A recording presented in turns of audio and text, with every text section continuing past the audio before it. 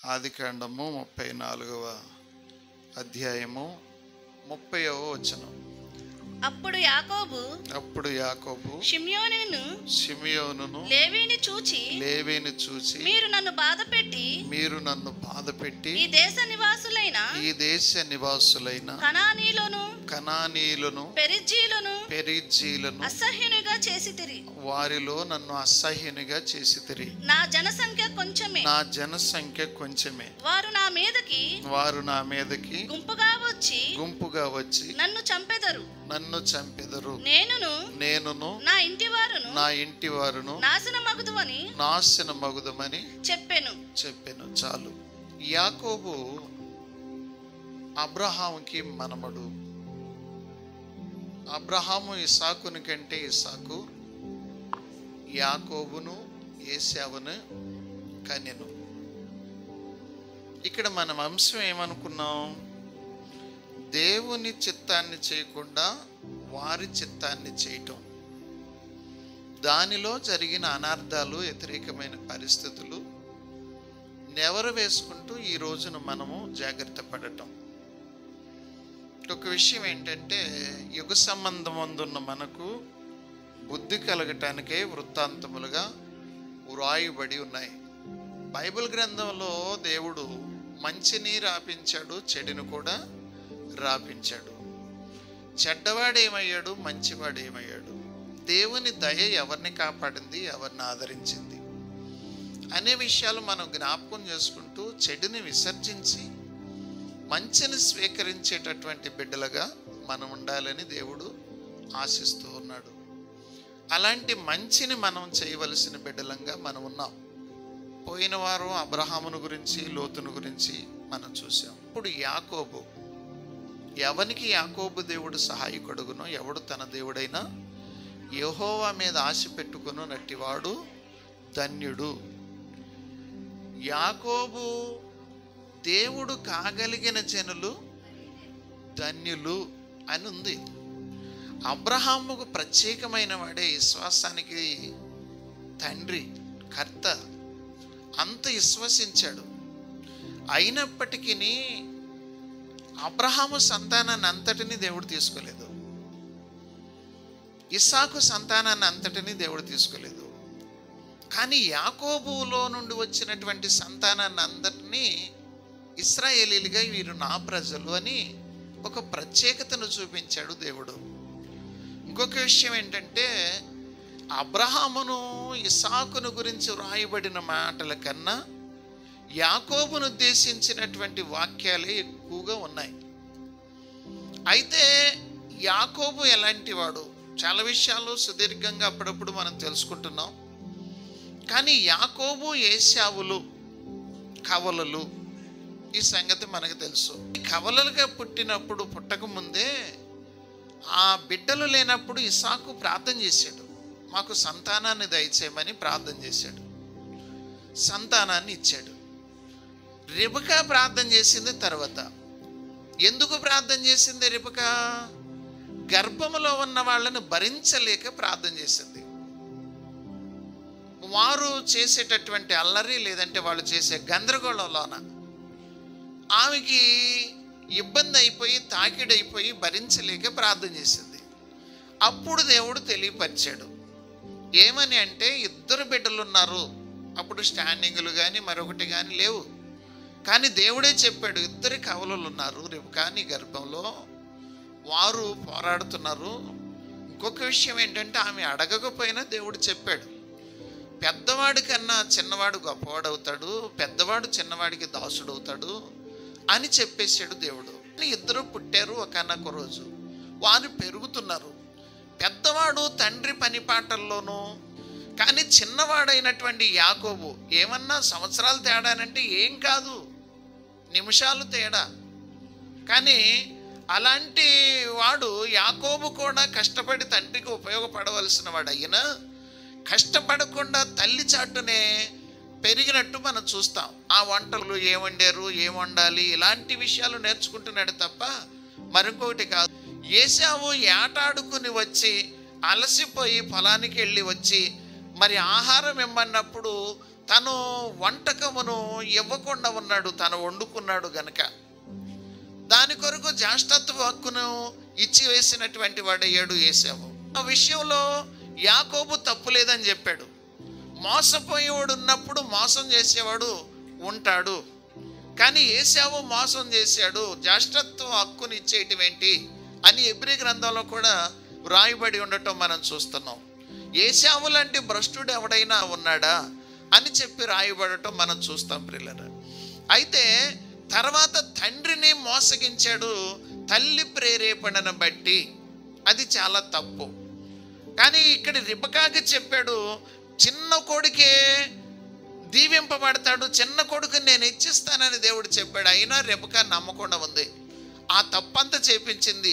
ఆశీర్వాదానికి బదులు నేను శాపం పొందుకుంటానేమో అని రిబకాతో ఆయన మాట్లాడితే అప్పుడు రిబకా అంది, ఆ శాపం నా మీదకి వస్తుంది, ఆశీర్వాదం అయితే నీ మీదకి వస్తుందని ఒట్టు పెట్టుకుంది. ఇక తర్వాత ఈ యొక్క ఏశావు చంపటానికి చూస్తుంటే తల్లిదండ్రులుగా పసిగట్టి ఇసాకు రిబకా ఇతన్ని పంపించేశారు పద్దనరాముకి. మా అన్నదమ్ముడు ఉన్నాడు, అక్కడికి వెళ్ళి బ్రతుకు అని చెప్పి ఏదో కోపతాపాలు తగ్గేంత వరకు అని పంపించేశారు. కానీ వెళ్ళి ఒకనొక చోటున పొందుగుం కింద కనుక అక్కడ నిద్రపోవటానికి ఇష్టపడ్డాడు. అది ప్రయాణానికి మంచిది కాదు కనుక. కానీ అక్కడ నిద్రపోతుంటే ఒక కళ కనటం జరిగింది యాకోబు. ఆకాశమునకును భూమికి నిచ్చెన వేయబడి ఆ నిచ్చెన మీద దేవదూతలు ఎక్కుతూ దిగుతూ ఉన్నటువంటి దృశ్యాన్ని యాకోబు చూశాడు. ఇక ఆ పై నుండి యెహోవా దేవుడు ఆ ఇక యాకోబుతో మాట్లాడాడు.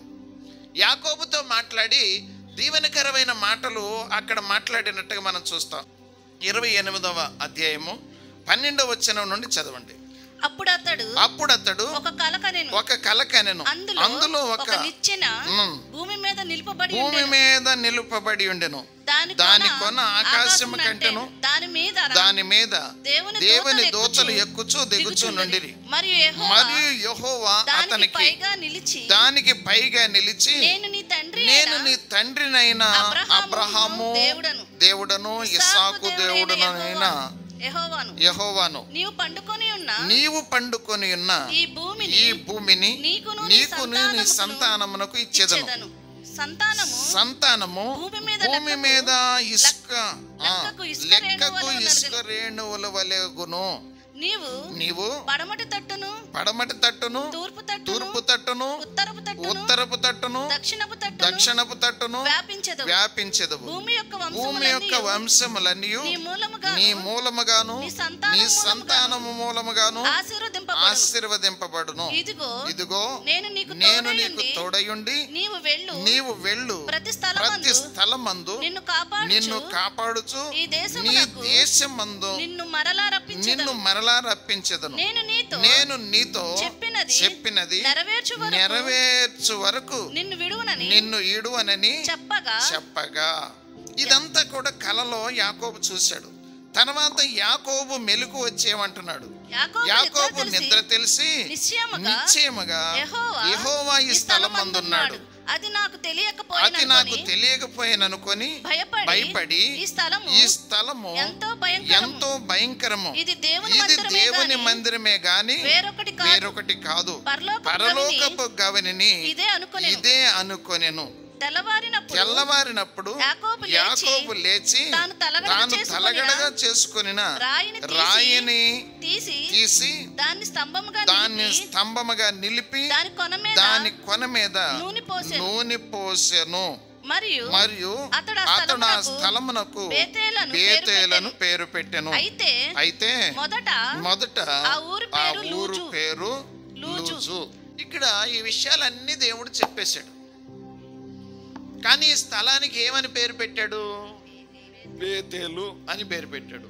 పుట్నోట్లో ఉందో మీరు కింద చూసుకుంటే, బేతేలు అనగా దేవుని మందిరము. ఇది దేవుని మందిరము, దేవుడు ప్రత్యక్షమైన స్థలము అని చెప్పి గమనించాడు, తెలుసుకున్నాడు యాకోబు. తదుపరి ఈయన ప్రయాణమై వెళ్ళిపోయాడు. పద్దనరాముకి వెళ్ళాడు. అక్కడ ఒక నెల రోజులు తన మామ దగ్గర పనిచేస్తే ఎంత మేనల్లుడు అయినా ఊరకునే పని చేపించుకోవటం మంచిది కాదు కనుక జీతం ఏదన్నా అడుగు అని అంటే, అప్పుడు నీ కుమార్తెలలో చిన్నదాన్ని నాకు ఇస్తే 7 సంవత్సరాలు నీకు కొలువు చేస్తాను, పని చేస్తాను అన్నాడు. ఓహో, అన్యుడికి ఇచ్చే కన్నా నీకు ఇవ్వటం మంచిది కదా అని చెప్పి అతని ఇష్టపడతాడు. 7 సంవత్సరాలు అయిన తర్వాత పెద్దల్ని పిలిచి భోజనాలు పెట్టి ఆ యొక్క గొప్పగా పెళ్లి చేసి తన భార్యను తనకు అప్పగించాడు. అప్పగిస్తే ఆ తెల్లారేటప్పటికి తను ఇష్టపడినటువంటి భార్య కాదు, లేయా. ఏంటి మామ ఇలాగ చేసావని తన మామనల్ని అడిగితే, అరే బాబు, నువ్వు అడిగింది చిన్నదాన్నే, కానీ పెద్దది ఉండగా చిన్నదాన్ని చేయటం మా దేశ సాంప్రదాయం కాదు.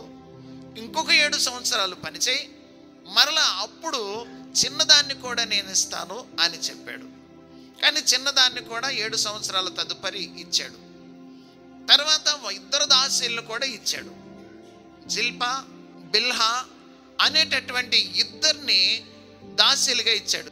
ఎట్టకేలకు వీళ్ళకి తర్వాతకి పుట్టిన వారితో సహా 12 మంది మగపిల్లలు పుట్టారు. ఒక అమ్మాయి దీనా పుట్టింది. తదుపరి ఆ 14 సంవత్సరాల తర్వాత నాకంటూ బిడ్డలు ఉన్నారు, నా బిడ్డలకంటూ సంపాదన చేసుకోవటానికి మరి మేము వెళ్ళిపోతామని అంటే, రే బాబు నువ్వు వెళ్ళకు, నువ్వు వచ్చిన తర్వాత దేవుడు నన్ను దీవించాడు నిన్ను బట్టి అని ఆశీర్వాదాన్ని గమనించిన లాభాన్ని ఉండగా, నువ్వు ఏదో ఒక రకంగా జీతం అడుగు నేను ఇస్తానని చెబితే ఆ జీతం అడిగాడు. 10 మారులు జీతాన్ని మార్చాడంట. అయినా ఓర్పు కలిగి ఉన్నాడు, సహనాన్ని కలిగి ఉన్నాడు. దొంగలు పట్టుకెళ్ళిపోయిన వాటిని తన జీతంలో కట్టుకున్నాడు. ఇంకొకటి మృగాలు తినేసిన వాటిని కూడా తనలో కట్టుకున్నాడు. ఎండకి ఎండాడంట, వర్షానికి తడిచాడంట, మంచుకు తడిచాడంట. చాలా కష్టజీవిగా కష్టపడ్డాడు 20 సంవత్సరాలు. ఎట్టకేలకు దేవుడు చేసింది ఏంటంటే, లాబాను కన్నా ఆస్తిపరుడుగా చేసేసాడు యాకోబుని. యాకోబు ఆశీర్వదింపబడటం చూసి లాబాను బిడ్డలు కూడా వ్యసన పడినట్టు చూశారు. యాకోబు వీళ్ళు బాధపడి తదుపరికి వెళ్ళిపోదామని తన భార్యలతో ఆలోచన చేస్తే దేవుడు కూడా వచ్చేయండి అని చెప్పి ఆయన సూచన చెప్పటం, లాబాను కూడా ఏదో విధంగా ఆటంకపరచాలి, అక్కడే పెట్టాలి, వాళ్ళని లాక్కోవాలి, వాళ్ళ ఆస్తుపాస్తులు లాక్కోవాలి. ఎన్ని ప్రయత్నాలు చేసిన దేవుడు వారిని కాపాడటం, వాళ్ళ ఆస్తుపాస్తులు వాళ్ళకే ఉండటం, లాభాన్ని భయపెట్టడం, లాభాన్ని వెళ్ళిపోవటం, ఇదంతా కూడా జరిగింది. కానీ ఇంకా వచ్చేటప్పటికి 20 సంవత్సరాలు బాగా ఉండిపోయింది. దేవునికి స్తోత్రం. 20 సంవత్సరాలు బాగా ఏశావులో నాకు రావాల్సిన దీవెన నా తమ్ముడు కొట్టేశాడు. వాడు ఎప్పుడు వస్తాడో, ఎక్కడొస్తాడో, ఏ విధంగా వస్తాడో అని చెప్పి తను చూస్తూనే ఉన్నాడు. ఏం జరుగుద్దోరా అని చెప్పి భయపడుతున్నాడు, బాధపడుతున్నాడు. కానీ దేవదూతలు చూశాడు. తర్వాతకి వచ్చే ప్రయాణంలో అటు నుంచి వస్తున్నారు 400 మందితో ఆయన వస్తున్నాడు పగతోనే. కానీ అక్కడ ప్రార్థన చేశాడు, నన్ను కాపాడుతానన్నావు, నన్ను ఆశీర్వదిస్తానన్నావుగా ప్రభువా అని ప్రార్థన చేశాడు. తన ప్రయత్నాలు తను చేసుకుంటూనే వచ్చాడు. తనకి ఇవ్వాల్సిన కానుకను ముందు పెట్టాడు. తర్వాత 2 గుంపులుగా చేశాడు. ఇంకొక మాట ఏదైతే అన్నాడంటే, యోర్దాను దాటేటప్పుడు నేను చేతికర్రతో దాటాను ప్రభువా, కానీ ఇప్పుడు మందలుగా విస్తరింపబడి నేను వస్తూ ఉన్నాను. ఇదంతా నువ్వు ఇచ్చిన ఆశీర్వాదం. నా బిడ్డలు కానివ్వండి, నా భార్యలు కానివ్వండి, నాకు ఇచ్చినటువంటి దాసీలు కానివ్వండి, పనివారు కానివ్వండి, అన్నీ కూడా నీవిచ్చిన ఆశీర్వాదమేనని చెప్పి దేవునికి ఒకసారి గుర్తు చేసి కృతజ్ఞతలు తెలిపినట్టుగా మనం చూస్తాం. ఇక తర్వాతకి ఆయన ప్రార్థన చేశాడు ఎబ్బేజు రేవు దగ్గర. అది అద్భుతమైన ప్రార్థన. ఒక రాత్రల్లా దేవుడితో పోరాడాడంట యాకోబు. పోరాడి దేవుడు అన్నాడు, మనుషుడితోనూ నువ్వు పోరాడి గెలిచావు, దేవునితో కూడా నువ్వు పోరాడి గెలిచావని దేవుడే అక్కడ చెప్పినట్టు మనం చూస్తాం. అయితే అక్కడ నీవు నన్ను ఆశీర్వదిస్తేనే కానీ నిన్ను పోనేవనని చెప్పి దేవుడితో అనటం, నీ పేరేమని దేవుడు అడగటం, నా పేరు యాకోబు అండి. యాకోబు అంటే మోసగాడు అని. ఈ మోసగాడు అనేది కాకుండా ఇశ్రాయేల్ అని అతనికి పేరు పెట్టడం, ఇదంతా జరిగిపోయింది. కానీ వెళ్ళిపోయాడు. వెళ్తూ ఉండగా కుంటుకుంటాను వెళ్ళాడు.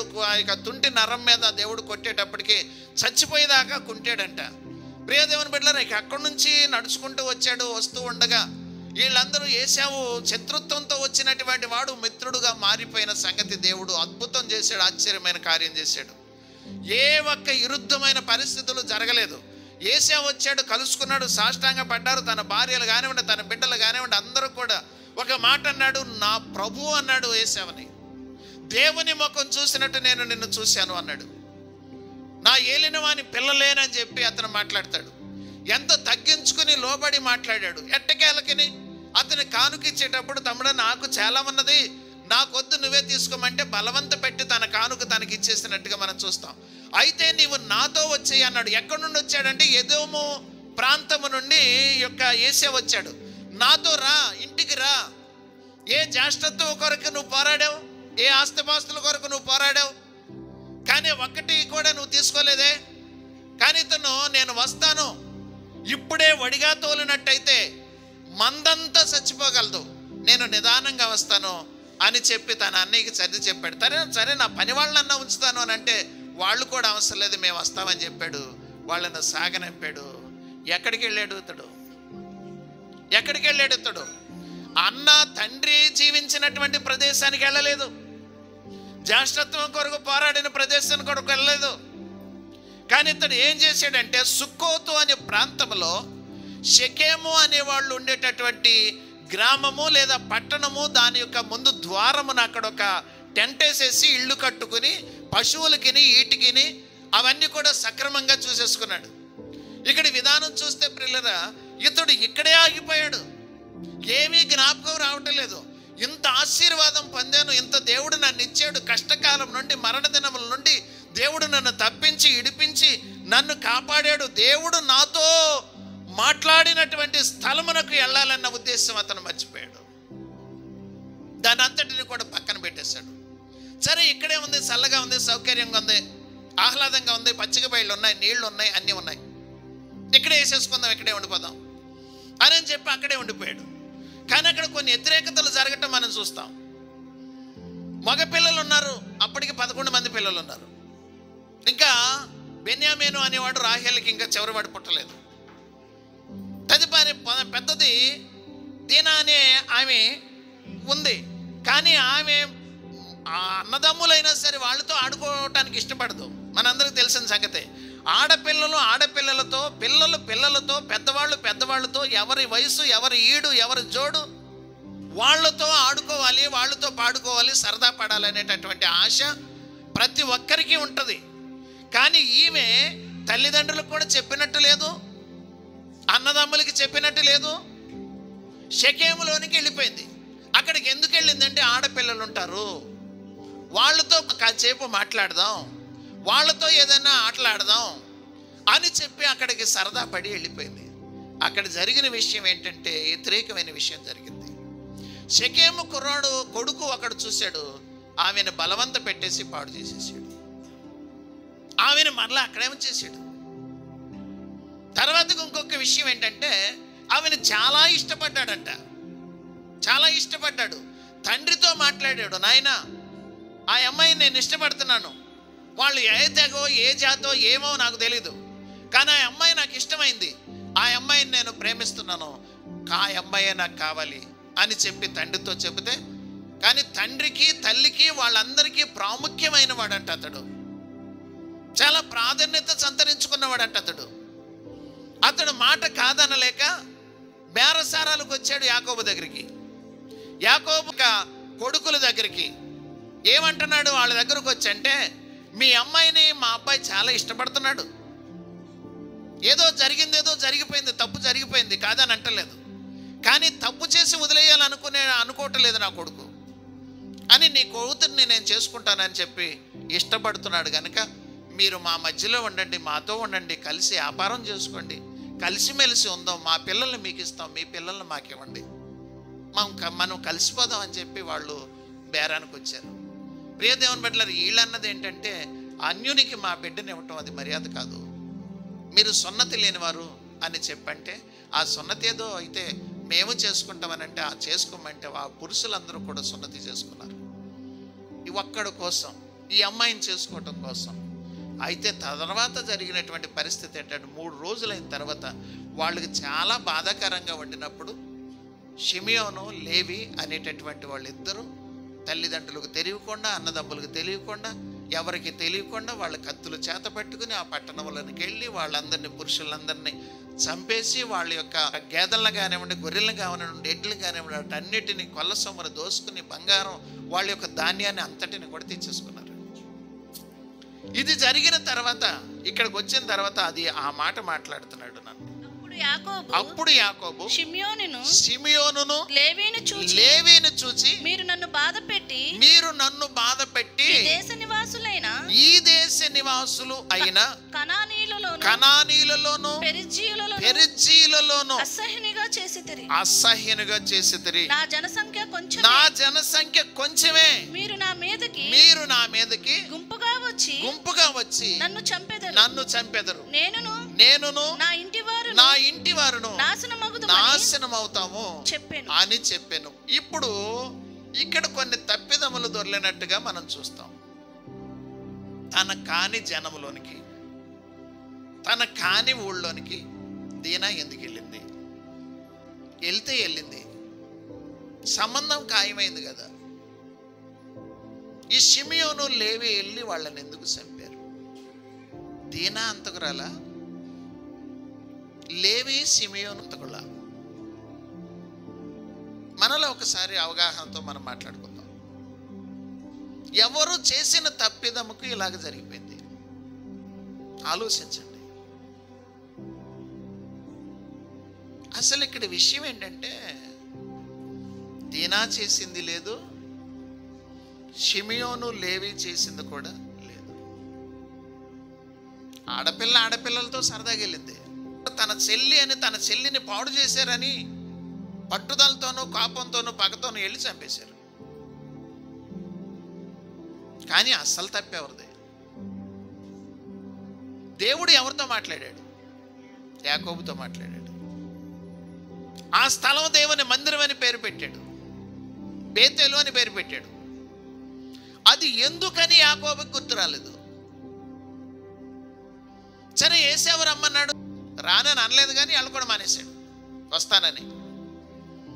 తదుపరి ఇతడు ఆరాటముతో తాపత్రయముతో అక్కడ కూడా అంటాడు, దేవుడు నేను కాపాడాను అని చెప్పినా, నేను ఎళ్ళు స్థలంలో నువ్వు నాకు తోడుండి నన్ను కాపాడి నాకు ఆహారం ఇచ్చి వస్త్రం ఇచ్చి నాకు ఆయుష్ ఇస్తే నాకు ఇచ్చిన వాటిలో 10వ వంతు ఇస్తానని బేరసారాలు కూడా ఆడాడు. అలాంటి దేవుడు అలా మాట్లాడి నిన్ను కాపాడి ఎన్ని ఒడిదుడుకులు, ఎన్ని బాధలు, ఎన్ని కష్ట నష్టాల నుండి నిన్ను ఇడిపించిన దేవుడు నీకు ఇప్పుడు జ్ఞాపకం వచ్చాడా? మందిరం అన్న స్థలం నీకు జ్ఞాపకం వస్తుందా? ఇప్పుడు ఒకటి ఏంటంటే, పెద్దలు అంటారు, చేతులు కాలిన తర్వాత ఆకులు పట్టుకునే ప్రయోజనం ఏంటి? బైబిల్ గ్రంథంలో ఉన్నది ఏంటంటే, నీ కాళ్ళు చీకటి కొండలకు తగలక మునిపే ఎలుగు కొరకు కనిపెట్టు. నీ ఆశయం ఏంటి? నీ ఉద్దేశం ఏంటి? నీ చిత్తం ఏంటి? దేవుని చిత్తంతో ఉంటుందా, లేదంటే నీ చిత్తం వేరుగా ఉందా? లోకము దాని ఆశలు గతించిపోతాయి, దేవుని చిత్తాన్ని చేయవాడు నిరంతరము నిలుస్తాడని దేవుని వాక్యం ఉందే. కానీ ఇక్కడ మందిరము ఒక ప్రత్యేకమైన స్థలంలో దేవుడు ఉన్నాడని నువ్వు గుర్తించేవే. ఆ స్థలానికి వెళ్ళడానికి ఆరాటపడుతున్నావా? తాపత్రయపడుతున్నావా? ఎంత నష్టం జరిగింది? ఎవరైనా దేవుని ప్రజలే కదా. ఆ పట్టణంలో పురుషులందరినీ చంపబడ్డారు. తన బిడ్డలు 2 అంతకులయ్యారు. ఇకపోతే ఈ దీనా జీవితం ఏమైంది? ఇక దీనా తర్వాత కనబడిందా? తనని ఎవరికైనా పెళ్లి చేసేయడని కానీ, తనకు బిడ్డలు పుట్టారని కానీ, తనకు భర్త ఫలానా అని కానీ, అసలు ఈ నాళ్ళు బ్రతికింది అని కానీ ఏమన్నా కానీ అసలు అడ్రస్ ఉందా? దీనా తన కడుపును పుట్టిన బిడ్డే కదా.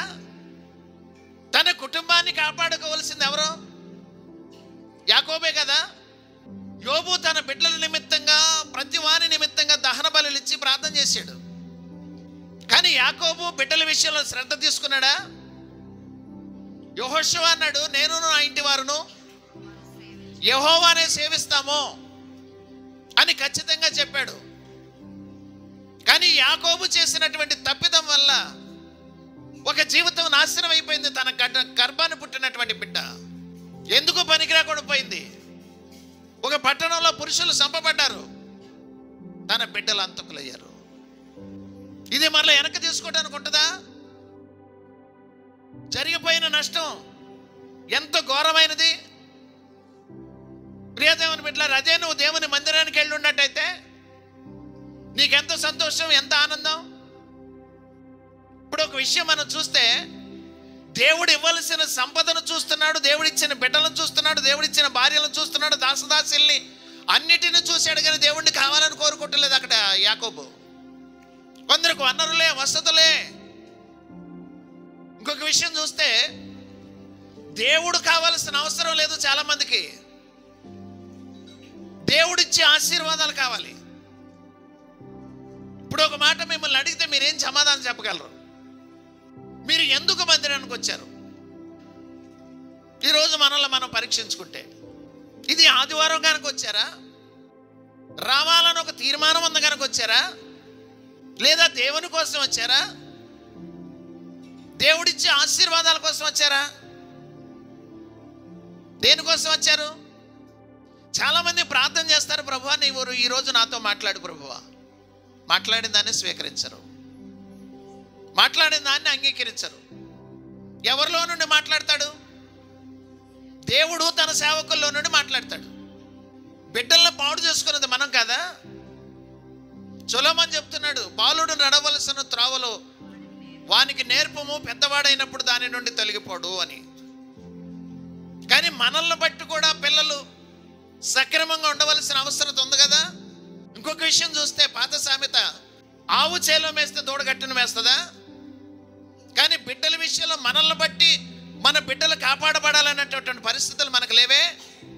ప్రియమైన వారలారా, మనము దేవునిలో నడుస్తే దేవుడు మన బిడ్డల్ని మంచిగా నడిపిస్తాడు.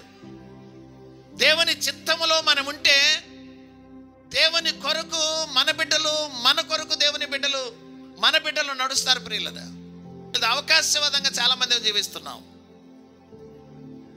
మందిరం అంటే చాలా శ్రేష్టమైనది. మందిరం మేలు కలిగించేది, నిన్ను క్రమపరిచేది, నీ మాట తీరును మార్చేది, నీ చూపును మార్చేది, నీ నడకను మార్చేది, నీ తలంపులు మార్చేది, నీ బుద్ధి ఉద్దేశాలను మార్చేది. దేవుని మందిరానికి వచ్చేవారు నీ ప్రవక్తను ఎలా ఉందో చూసుకోవాలి కదా అని సొలొమోను చెప్పాడు ప్రసంగి గ్రంథంలో. రోగం వచ్చినప్పుడు డాక్టర్ దగ్గరికి వెళ్తాం. అలాగే నువ్వు చెడ్డవాడిగా చెడ్డదానిగా ఉండగానే దేవుని మందిరానికి వస్తే మందిరం ఏం చేస్తుందంటే, ఇక్కడ దేవుని వాక్కు వినబడుతుంది కనుక ఆ వాక్యం నిన్ను సరి చేస్తుంది, నిన్ను బాగు చేస్తుంది. నా మాట చుట్టి వంటిది కాదా, నా మాట కత్తి వంటిది కాదా, నా మాట అగ్ని వంటిది కాదా. ఈ నా మాటలు విని వాటి చొప్పున చేయి ప్రతివాడును బండ మీద పునాది వేయబడిన బుద్ధిమంతుడిని పోలి ఉండడం. వర్షం వచ్చను, గాలి వచ్చను, వరద వచ్చను, అది పునాది మీద ఒక బండ మీద కట్టబడింది కనుక అది పడిపోదు. దేవుని మందిరానికి వచ్చి క్రమపరచబడాలి, దేవుని సన్నిధికి రావాలి. చాలామంది అవకాశవాదంగా ఉంటున్నారండి. కూలుంటే కూలికి వెళ్ళిపోతున్నారు. పెళ్ళిళ్ళు, పేరంటాలు, బంధువులు వచ్చినా, ఇంటికి వచ్చినా, లేకపోతే మనం వెళ్ళినా దేవుని మందిరాన్ని వదిలిపెట్టేస్తున్నారండి. దానివల్ల జరిగేటటువంటి అనర్థాలు అనేకమైనవి నీ కుటుంబంలో. దేవుని మందిరాన్ని ప్రత్యేకించలేనటువంటి, దేవుని మందిరాన్ని గుర్తించలేనటువంటి యాకోబు చేసిన తప్పిదానికి తన కుటుంబం బలైపోయింది. మనం చేసిన తప్పిదాలు ఎన్నున్నాయి ఈ రోజున. చాలామందికి ఏదో మందిరానికి వచ్చి నేను క్రమపరచబడాలి, దేవుని మాట కొరకు జీవించాలి, నన్ను సరిచేయి ప్రభువా, నన్ను చెక్కునైనా ఒక శిల్పిలాగా నువ్వు ఉండయ్యా, నీ వాక్యం ద్వారా నన్ను మలుచు ప్రభువా అని అనుకునే వాళ్ళు లేరు చాలామంది. ఎలా ఉంటున్నారంటే, దేవుడిచ్చే ఆశీర్వాదమే మాకు కావాలి, కానీ దేవుడు అవసరం లేదు. దేవుడుంటే ఇబ్బంది. దేవుడు మాటికి మాట్లాడతాడు, కానీ దేవుడు ఆశీర్వాదాలు కావాలి. నాకు రోగాలు తగ్గాలి, నా సమస్యలు తీరాలి, నా అప్పులు తీరాలి, నా వ్యతిరేకమైన విధానాలు అన్నీ కూడా చక్కపరచబడాలి అని అనుకుంటారు. వీటి కోసం చూస్తున్నారు. అసలు సులువైన పద్ధతి ఏంటంటే దానిలో గమనించరు చాలామంది. అసలు విషయం ఏంటంటే, దేవుడితో నువ్వు ఉంటే, దేవుడు నీతో ఉంటే అన్నీ ఉంటాయి. కానీ దీన్ని గమనించట్లేదు చాలామంది. నేను ప్రత్యేకంగా ఉండాలి, నా ఇష్టానుసారంగా నేను ఉండాలి, నేను స్వేచ్ఛగా బ్రతకాలి, కానీ దేవుడి దీవెనలు రావాలి. ఇది ఎలా సాధ్యమవుతుంది? ముందు మనం క్రమపరచబడాలి. ఏదో నువ్వు ఊరు మారు, ఇళ్ళు మారు, పట్టణం మారు అని ఇక్కడ మాట్లాడటలేదు. కానీ యాకోబు జీవితంలో యాకోబు చేసిన తప్పిదాన్ని మనం జ్ఞాపకం చేసుకుని మన జీవితాలకి అన్వయించుకుంటే మన జీవితాలు మార్చబడతాయి.